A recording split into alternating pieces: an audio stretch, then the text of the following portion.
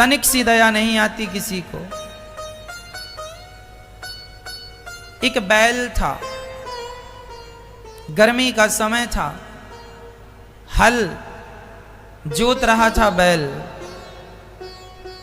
वह बैल बड़ा प्यासा था, बड़ा भूखा था, पर किसान हल जोतने वाले बैलों को पता है अब तो ट्रैक्टर का जमाना है।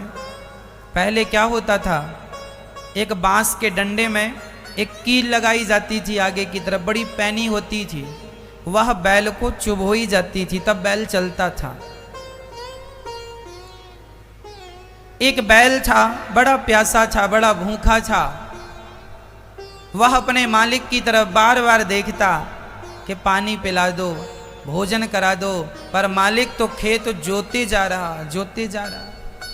उसकी हिम्मत नहीं एक पग रखने की। अंत में वह बैल भूख और प्यास से जमीन में गिर पड़ा, और जब गिरा तो उसके मालिक ने उसे बहुत मारा। उठ जा, मार मार के लाठियां मारी, वो सुई चुभोई, खूब मारा। बैल सोचा कि प्यास से तो तड़प रहा हूं, भूख से तो तड़प रहा हूं, ये मार रहा है, तो जैसे तैसे हिम्मत करके फिर खड़ा हुआ, फिर जुताई चालू, खेत जोत रहा। कि तो उस बैल ने भगवान से पूछा कि विधाता, मैंने ऐसा कौन सा पाप किया जिस पाप के कारण मुझे इतना निर्दयी किसान मिला है? ये ना मेरी भूख देखता है, ना मेरी प्यास देखता है, बस काम काम कराता रहता है। हे विधाता, मैं बैल हूं, मैं कुछ बोल नहीं सकता, मुझे बता दे मैंने कौन सा पाप किया है जिस पाप के कारण मुझे ये दंड मिल रहा है। तब विधाता ने कहा, बैल, पिछले जन्म में तू इस किसान का बड़ा भाई था, बड़ा भाई था इसका। अच्छा, ये किसान मेरा छोटा भाई था? हाँ, पिछले जन्म में तू इसका बड़ा भाई था, ये तेरा छोटा भाई। तू बड़ा था, तेरा बाप जल्दी से गुजर गया था, तू बड़ा था, तुझे सब ज्ञान था, कैसे खेती बाड़ी करते हैं, कैसे अपने नाम पे करते हैं।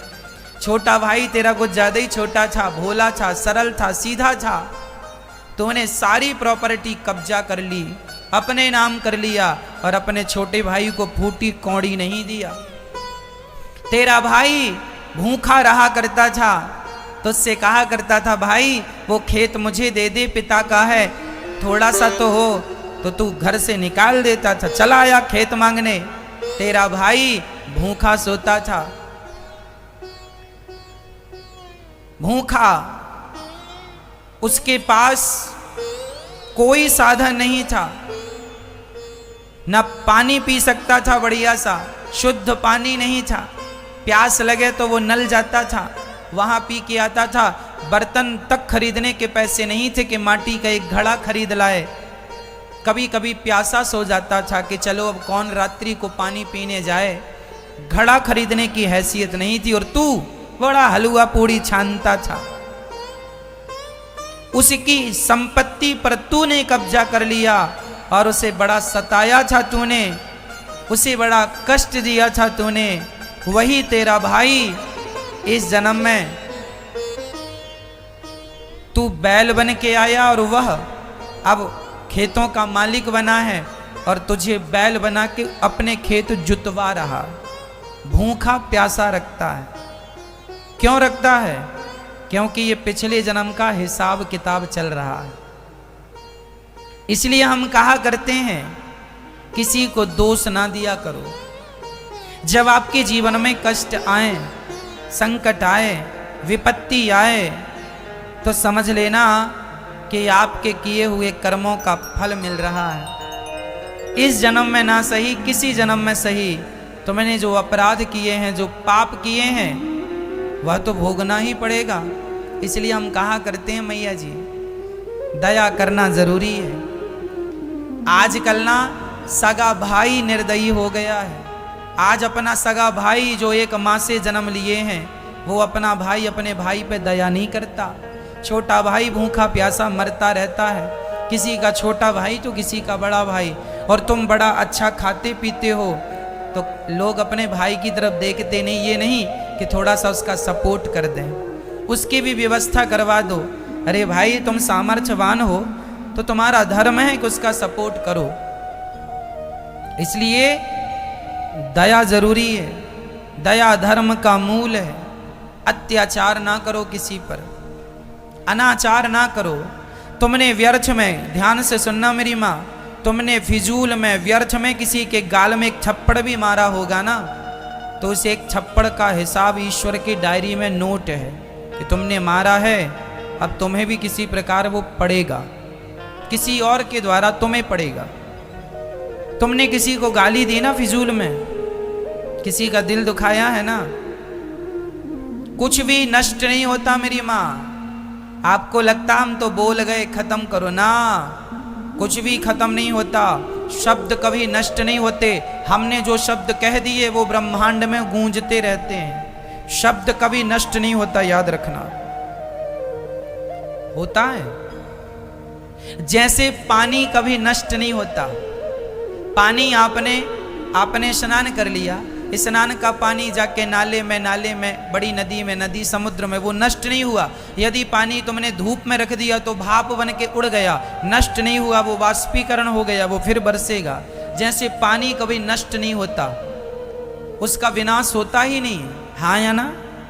उसी तरह तुम्हारे शब्दों का, तुम्हारे व्यवहार का, तुम्हारे अच्छे और बुरे कर्मों का कभी नाश नहीं होता, वो भोगने पड़ते हैं। नाश तब हो सकता है जब आप पूर्ण रूप से अपने आप को भगवान के चरणों में समर्पित कर देंगे। जब आप अपने आप को भगवान के चरणों में समर्पित करेंगे तो आपके पाप पुण्य भी भगवान के चरणों में जाके नष्ट हो जाएंगे और आपका मोक्ष हो जाएगा। पाप पुण्य की जो बेड़ियां हैं, उन बेड़ियों से, उन बंधनों से यदि मुक्त होना चाहते हैं तो आज ही अभी अपने आप को भगवान के चरणों में समर्पित कर दो। एक सांप था, सांप, सर्प। आपको पता है सर्प को यदि चोट लग जाए और उसके शरीर से रक्त निकल जाए, खून निकल आए, तो उसके शरीर में चींटियां लग जाती हैं। पता है आपको? यदि सांप को कोई चोट लग जाए ना, थोड़ी सी भी खरोंच लग जाए, खून आ जाए, तो सांप को चींटियां लग जाती हैं। और चींटी लगती हैं तो चींटियां उसे खाने लगती हैं, जिंदा सांप को। सांप बहुत कोशिश करता है चींटियों को झड़ाने की, झड़ा नहीं पाता। एक सांप था, बूढ़ा हो गया था।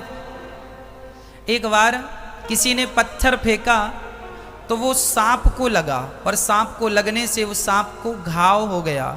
घाव होने से सांप एक तो बूढ़ा हो गया, ज़्यादा तेज चल नहीं पाता, और घाव और हो गया। तब सांप को बहुत सारी चींटियां लगने लगी, और चींटियां लगी ना तो सांप तड़पने लगा। वो बार बार मुंह से अपने चींटियों को झड़ाए, पर कितनी झड़ाए? चींटियां तो चींटियां बहुत सारी हैं। चींटियों ने उसको जिंदा खाना शुरू कर दिया, तड़प रहा था। तब वहां से एक संत निकल रहे थे। संत ने देखा कि सांप को चींटियां खा रही हैं, तो सांप ने संत जी से हाथ जोड़कर कहा, संत जी ये बगल में पत्थर पड़ा है, जरा उठा के मेरे मुंह में मार दीजिए। संत जी ने कहा, मैं क्यों मारूं? महाराज मुझे मार डालिए, मैं मरना चाहता हूं। क्यों मरना चाहता है? देखो ना कितनी सारी चींटियां लग गई हैं, ये मुझे जिंदा खा रही हैं, मैं बहुत दर्द में हूं, बहुत पीड़ा है। एक बार मैं मर जाऊंगा तो कम से कम ये चींटियां मरने के बाद खाएंगी तो तकलीफ नहीं होगी। महाराज बड़ी कृपा होगी, ये पत्थर उठा के मेरे सिर पे मार दो, मार डालो मुझे। संत ने कहा, भैया देख, यदि मैं तुझे मारूंगा तो तू तो मर जाएगा, लेकिन तुझे मारने का पाप मुझे लग जाएगा। मैं क्यों किसी की, आज तक मैंने किसी की हत्या नहीं की, मैं तेरी हत्या करके पाप क्यों सिर पे ला दूं? देख मुझसे अपराध नहीं होगा। तो सांप ने कहा, महात्मा जी आप तो सब जानते हैं, आप मुझे बस इतना बता दो कि आखिर मैंने कौन सा पाप किया था जिस पाप के कारण मुझे ये कष्ट उठाना पड़ रहा है, ये सारी चींटियां मुझे खा रही हैं। कौन हूं मैं? कौन सा मैंने पाप किया था कि ये चींटियां मुझे जिंदा खा रही हैं? तब संत जी ने कहा, बेटा पिछले जन्म में तू नेता था, नेता। जब सरकार समाज की सेवा के लिए, प्रजा के लिए पैसा निकालती थी तो तू गांव का, शहर का सारा पैसा तू ही खा लेता था।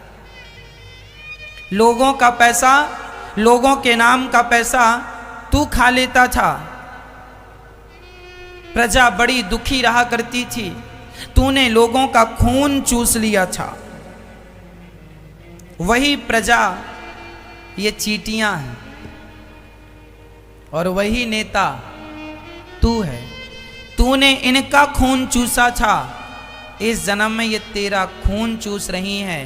किए का दंड देर सवेर मिलता जरूर है। ईश्वर के घर देर बहुत हो सकती है पर अंधेर नहीं हो सकती। जैसा किया है वैसा भोग रहा। इसलिए मेरी मां, तुम ना गलत करना। जमाना कर रहा है, करने दो।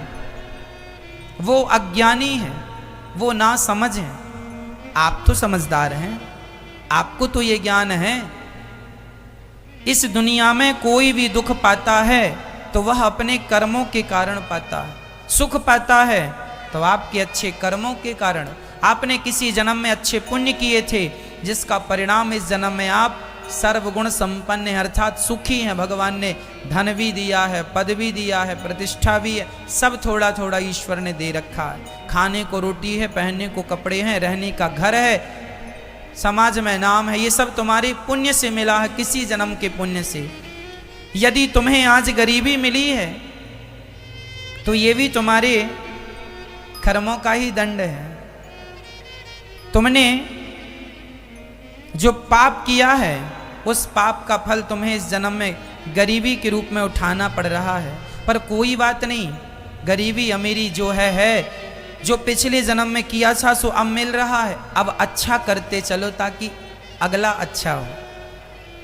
आज लोग एक एक रोटी को तरस रहे हैं। आज लोग गरीब हैं, दुखी हैं। क्यों? क्योंकि सब अपने अपनी करनी का,